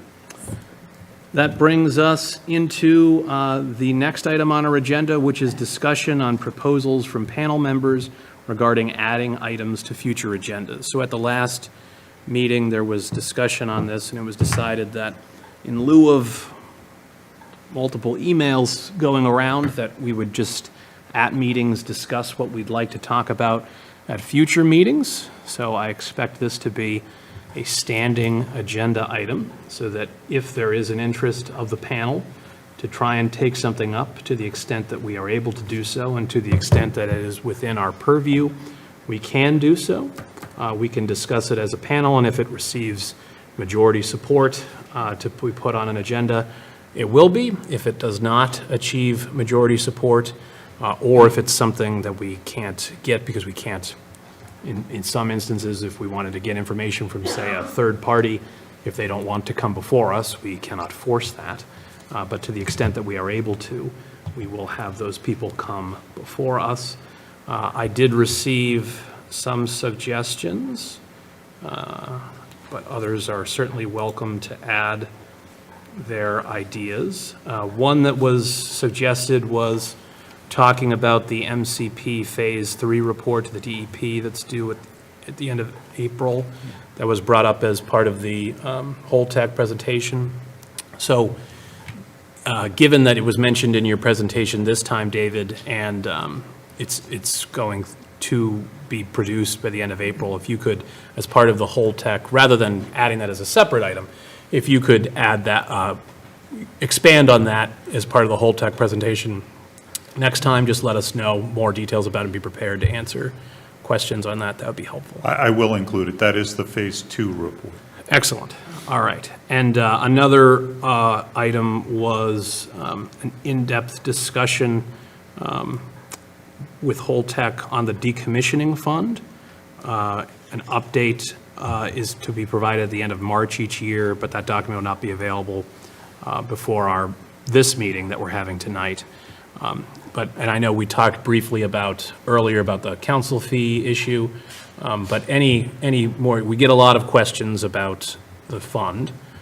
So as much detail as you can provide would be helpful, I think, and that could also be part of the Holtec portion of the agenda next time as well. Yeah, I can provide an update. Okay, great. Mr. Chair? Yes, Mr. Gottlieb? We're going to have that conversation. I think it would be quite helpful if Holtec scheduled someone who is qualified to speak to the details of the financials as opposed to putting Mr. Noyes in the uncomfortable position of having to speak to financial reports that he may or may not have had the opportunity to work on so that we actually get something out of it. Okay. If that is possible to provide, if there are further questions after the next time where we review it, we could always, as part of the next future agenda item thing, look to talk about it in more detail late in a future meeting, but if that's possible. Now, things that are separate and independent from the whole tech item that that were requested to me in advance, the possibility of discussion led by the DEP on the status of the AGO review of Holtec's environmental plan, which I think has been under review for 3 years or so. And then there was another suggestion for an item to discuss the treatment process for the water. What is being, comparison between the treated water and what is being released through the stack, which I think that would be separate from the whole tech item. Does anyone else have any things they'd like to see? Dr. Potvin? Yes, I was hoping that we might get more information about the dry casks. I have a lot of questions about those, and I believe that Holtec could supply experts on that subject matter. What sort of information are you seeking? Well, things like the ability of those casks to still be structurally sound for 30 to 40 years. Differences between the various types of dry casks that Holtec itself manufactures. I believe there's 4 of them, at least. Some of them are designed for underground storage and some are not. There's a lot of differences between the casks that are being used in Europe and the ones that are being used here by Holtec in Plymouth. That's just a few of them. I'm also curious about what would happen if there was a countrywide storage facility that was finally approved by the government, and we had to remove, hopefully, the dry casks that are here would have to be transported to that central storage or disposal area. How would that happen? Are those dry casks that are currently in use and in place that have already been filled with the spent rods capable of being moved intact the way they are? Would they have to be would they have to be put into another kind of cask for transport? So I think there's a lot of unanswered questions about those, and the fact that we're going to probably have to live with those for an indefinite period of at least 30, 40, or 60 years here in Plymouth. And I think it's a concern for public health and for the people of the immediate area. Okay. Mr. Chair? Yes, Mr. Priest. If that was one of the subject areas, I would ask the panel to have a vote whether we wanted to hear that topic, because I think it's not pertinent to the mission of the handicap. If you read through what you read at the beginning of the meeting, I would ask the panel whether they want to vote for that. I think we need to stay focused on getting the plant decommissioned, destructed, removed from the site, and turned back over to the town of Plymouth. Okay, thank you. Mr. Lampert? I believe if you read a number of our prior reports, they will tell you that the safe storage of fuel is probably the most important issue on NDCAP's. That's your opinion, Jim. I am reading the reports, Mr. This is not my opinion. This is from a direct reading of reports that we have filed, that you voted to file, among others, with the governor. If you have a question, I will answer it. Let's wait to be recognized when we speak, and let's not argue back and forth with each other. Thank you. Mr. Lampert, you were saying? Basically, I think that is probably the most important issue that faces the town, and that faces NDCAP, and faces the Cape, and faces all of us who are in the area. What is the long-term picture on potential risks from this, what is unfortunately going to be a long-term storage of spent nuclear fuel, which is not something that Plymouth ever signed up for. When Plymouth got into this, they got into it on the understanding that that fuel was going to be here for only a very short period of time. Unfortunately, that is not what happened. But I certainly would not take that off the calendar. May I respond? Yes, Mr. Priest. Jim, we have a difference of opinion. Believe it or not. Okay. And that's fine. That's why we can have a vote, we can have a discussion. If the panel wants to allocate time for that topic, I don't disagree that it's not an important topic. I don't think it's a topic in the handicap to take time on now when we're trying to get the plant deconstructed. That's all. Thank you. Thank you. Mrs. Lampert. I note that there are 2 licenses, one for cleaning up the plant, taking down the structures to meet safety requirements. The other is for the ISA fee. They are both under decommissioning in NRC's viewpoint. What I was going to suggest to Dr. Potvin's list would be a discussion so we could advise the governor, who then in turn could work with other New England governors on the position of this group on interim storage. What would be required in order to occur? What is the status of legislation? What are the pluses and minuses? How are we going to get this going? I know there was a vote and a year-long study by Vermont, and there are studies at other sites that are being decommissioning, and I would add that to your list. There was a large conference that Jim and I attended up at Clark University with folks from New York all over. What are we going to do about the central issue that has gone nowhere for too long, from 2012 forward? And this is an issue that involves politics, and it involves, I believe, groups like this to give advice, the pros and the cons, and the status to our governor, and see what perhaps could happen. I won't be alive, but what could happen? Thank you.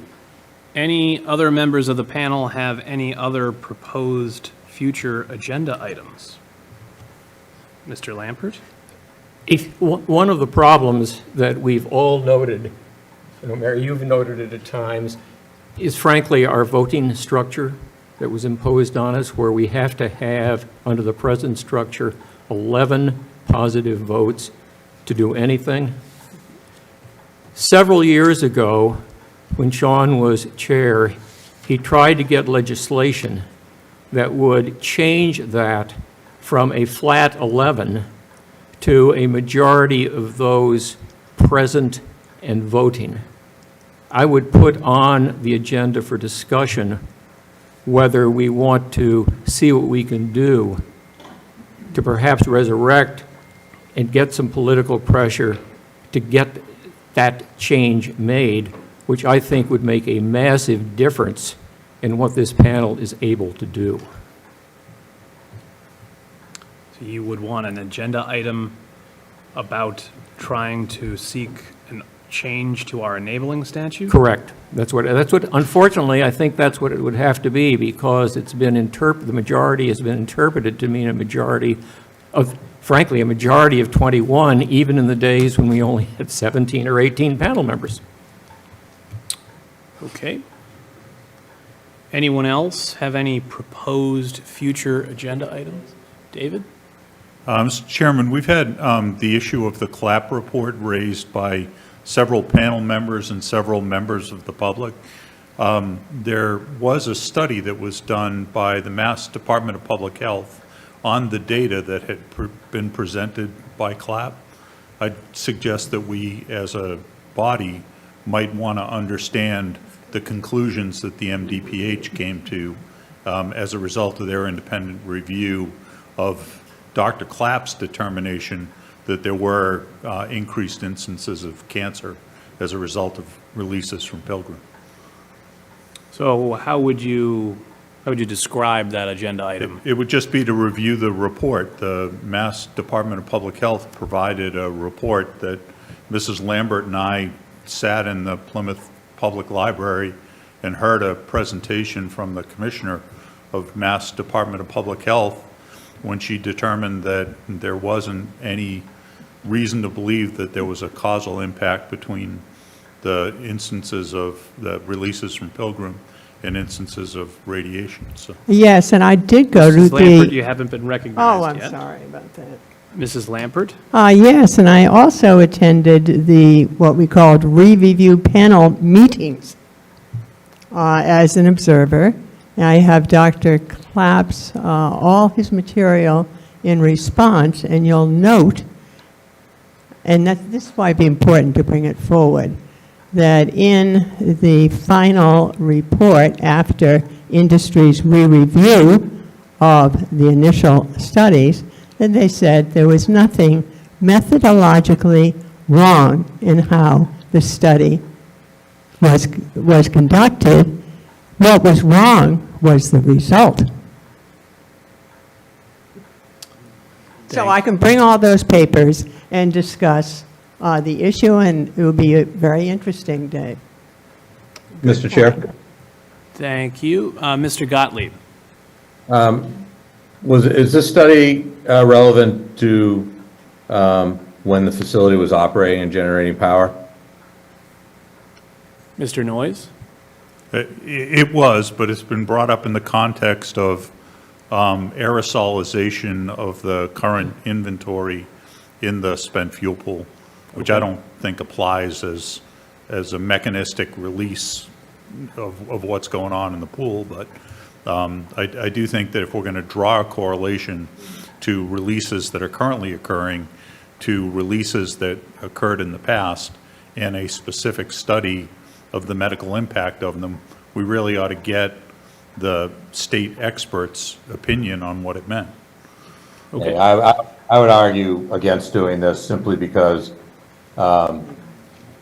study found what the study found under very different operating circumstances than what we're confronting now. And so I don't see this may allow somebody on either side to score some PR points, but I don't think it could at all be considered to be determinative of what we're confronting and dealing with now. So I don't see a lot of value in using the committee's time for that discussion.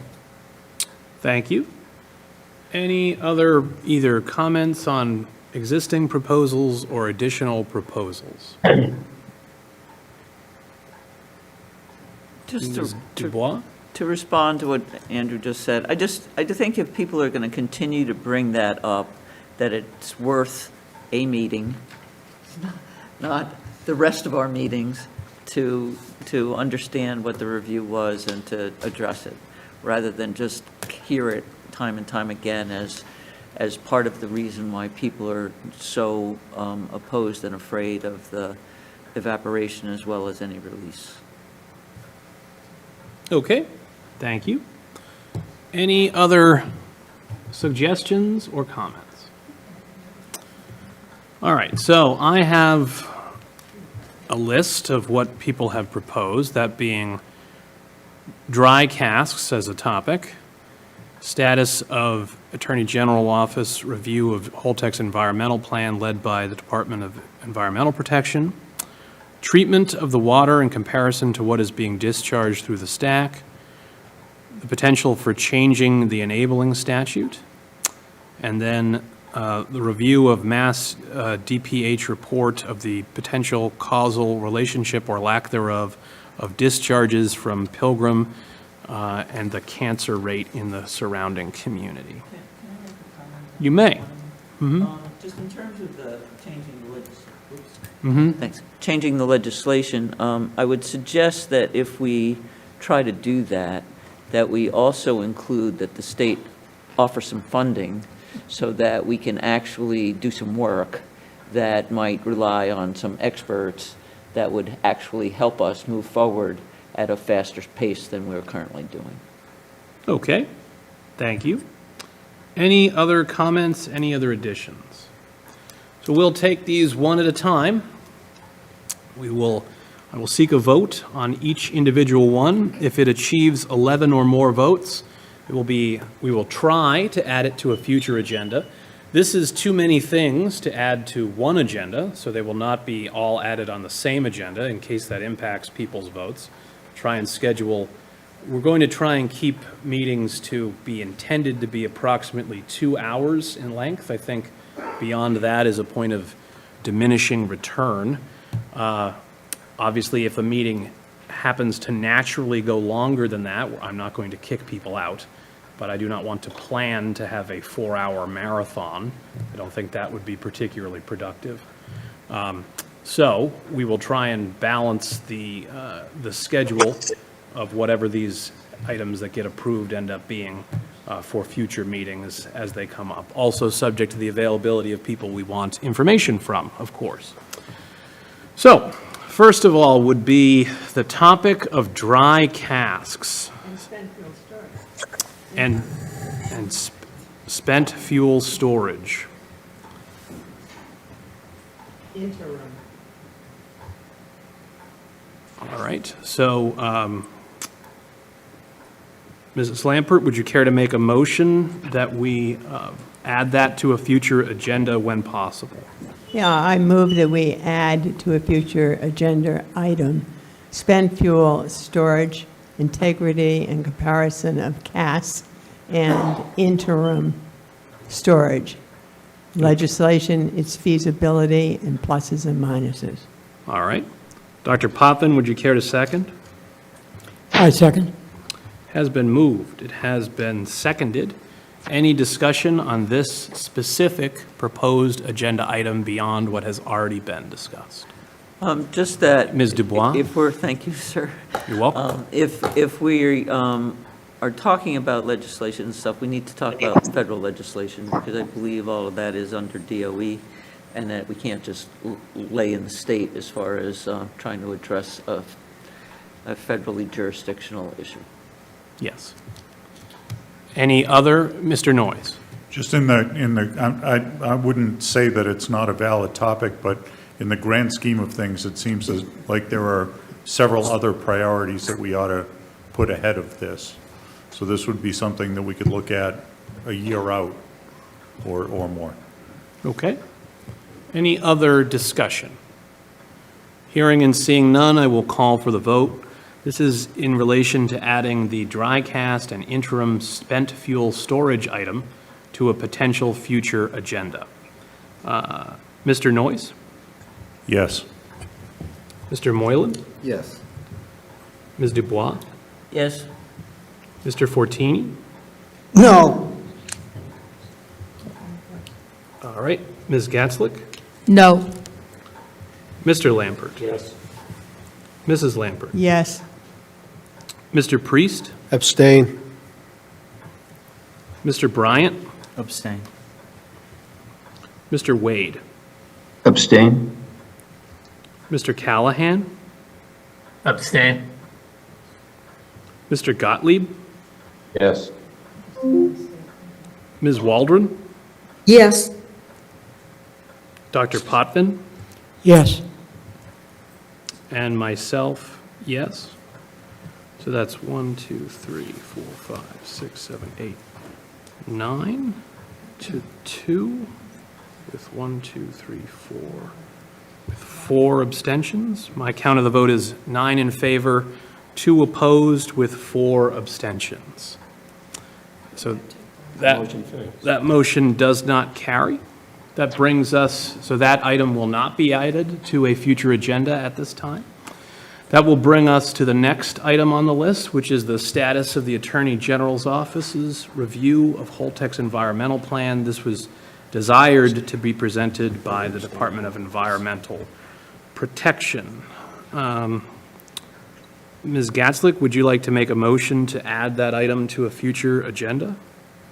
Mr. Chair, Mr. Priest? could it be recognized? So the votes on these agenda items, I think our state members tonight would vote to abstain on those items so that we can have some internal discussion and we can have a proper vote at the next meeting.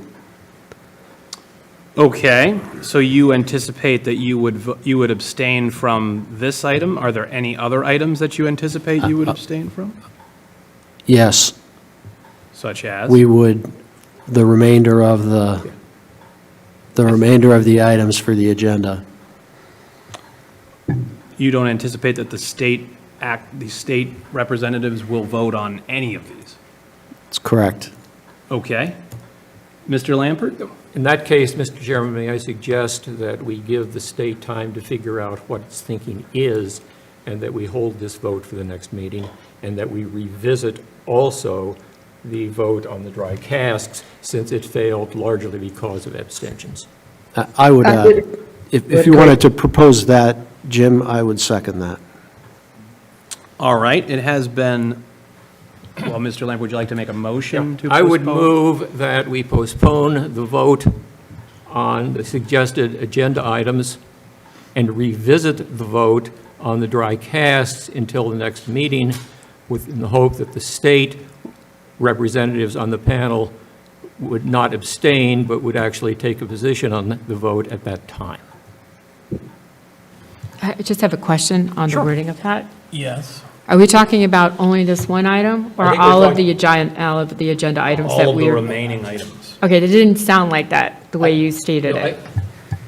I'll try it again. Thank you. I would move that we put the vote on the suggested agenda items, plural, and revisit the vote on the one that we have voted on until the next meeting, to give the state representatives to this panel opportunity to determine their position and perhaps not have to abstain in voting on all of those items. Still not clear. Is it clear to We are looking everybody at, else? can I please ask a question, Mr. Lambert? Of course. Thank you. Ms. Ganslick? Jack Priest already said all the remaining agenda items they're going to abstain on. Yes. Basically. So why not lump all of those 4 agenda items together? Not just vote on the dry cast, vote on the other items for the next We did. meeting. My motion did. So the motion, as I heard it, was to postpone the 4 remaining, as well as to potentially revisit the dry cast item. As long as we revisit all of the items, they don't have an issue with it. Okay. So, Can I help? well, first and foremost, so the dry cask item was a vote of 9-2 with 4 abstentions. So in order to revisit it as it was presented, somebody on the prevailing side, which would be one of the 2 no votes, would have to make, procedurally, would have to make a motion to reconsider that particular item.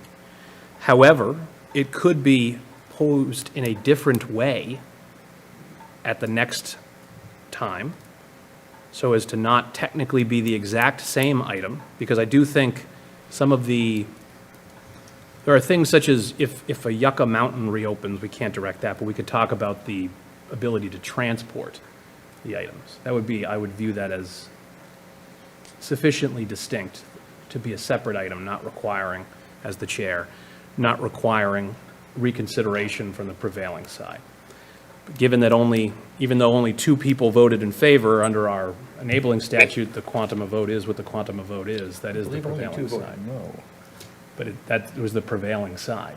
Yeah, but they were only 2 no votes. Correct. So one of those 2, if you were to try and do it exactly as presented, one of those 2 would have to reconsider.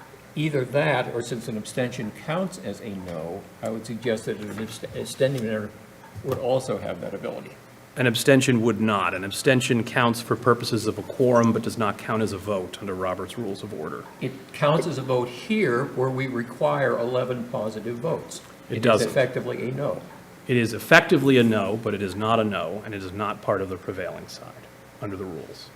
I question that. I will accept the ruling of the chair. Okay. So if if the proponents of the dry cast item, or anyone else, wishes to suggest even a slightly varied version of that item to make it sufficiently unique to be proposed at this portion of the future agenda, we can consider it. Otherwise, if you want to have it exactly as presented, it would require one of those 2 no votes to make a motion to reconsider. And would this all be at the next meeting? That is the intention at this time, assuming the state representatives are able to reach a decision on which of the items they would be prepared to vote yes or no on.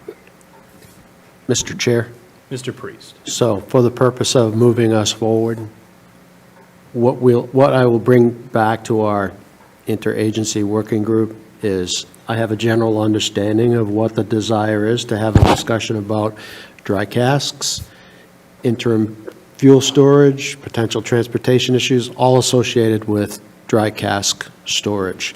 So as a topic area, we can have that discussion with the interagency group. That way, we would anticipate that coming on the next meeting's agenda for a vote, we would be able to have an opinion on that topic. As for the rest of the items, I think for this meeting and meetings going forward, if we could propose them in the current meeting to take a vote in the next meeting, that would allow the interagency group to have discussion about, hey, this subject came up at the NDCAP meeting, let's have some discussion about it. What do we want to have for an opinion, and what do we want to add that we can bring back to the NDCAP? It's difficult for the state members when something just comes up, I'll say ad hoc in the meeting, to be able to vote on it without input from, our senior leadership and the rest of the interagency team. Okay. That's why we voted the way we're voting tonight. Okay, all right. We can take that under advisement. Thank you, and plan for that in the future. Any other discussion before? So Mr. Lampert made a motion to postpone the 4 remaining items to the next meeting. And based on my comments on the dry can, why don't we leave, if Mr. Lampert, if you would remove that section of the motion, and we can revisit that consistent with what I described. Fine.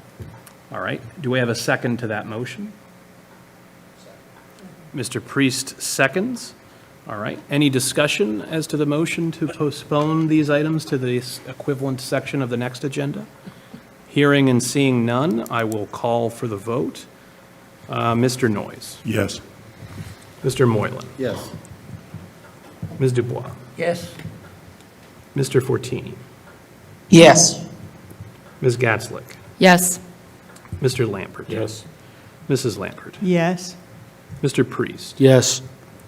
Mr. Bryant. Yes. Mr. Wade. Yes. Mr. Callahan. Yes. Mr. Gottlieb. Yes. Ms. Waldron. Yes. Dr. Potvin. Yes. And myself, yes. It is unanimous. We have postponed those 4 items and may revisit a version of the dry cask item.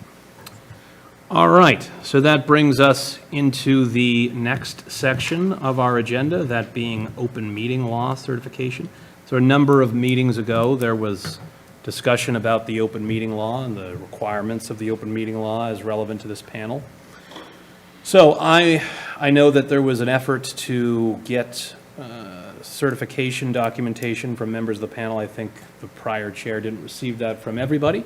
That's an understatement. So I will disseminate the materials to the members of the panel, the education materials that are provided by the Attorney General's office.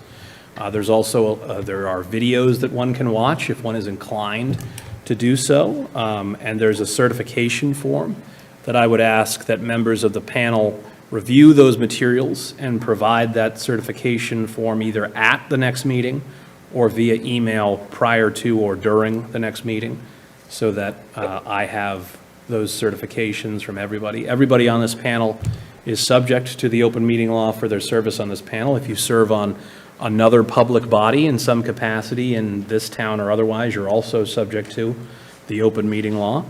But just because there have been some issues in the past, we'll remind folks, the issues we've had in the past were largely email related, so please do not reply all to emails. A quorum of the members being present on an email where an opinion on anything in our jurisdiction is discussed would be a deliberation and be violative of the open meeting law. It's very easy to do that with reply all in an email, so just please do not do that. We will take things from there. Does anyone have anything they would like to add in relation to the open meeting law? I just have one question. Mr. Lampert? I have one question on that. There may be some of us who, like I, have suffered through that session that the state puts out online, and I have no intention of suffering through that again. So what do you want in way of a certification? They tend to tell you, send you something that said you suffered through it. I hope you don't want anything further.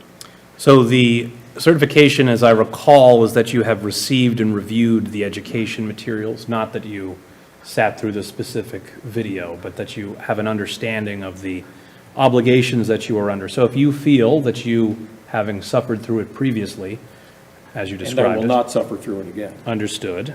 If you have such an understanding and an opinion, you can certify that on the form and submit that, and that'll be hunky-dory. If you are someone who doesn't feel that they have an understanding of the requirements of the open meeting law, you are invited to avail yourself of the education materials that are provided, and then after becoming enlightened, to fill out the relevant certification. I will not ask for an answer. The question is, having gone through all of this, how many people really understand that law? And I'm not going to ask for an answer to that question. Okay. We may never know the answer to that, but we shall endeavor to do our best to adhere to the law nonetheless. Or you can learn the hard way, like I did. You could. It's not advised. Any other questions or comments in regards to the open meeting law certification? All right. Hearing and seeing none.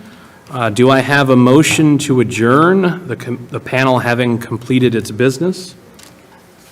Mr. Lampert, would you care to move? I move we adjourn. All right. And Ms. Gatzlick, would you care to second? I second it. Has been moved, it has been seconded that we adjourn for the evening. Having concluded our business, we are 3 minutes ahead of schedule. Yes.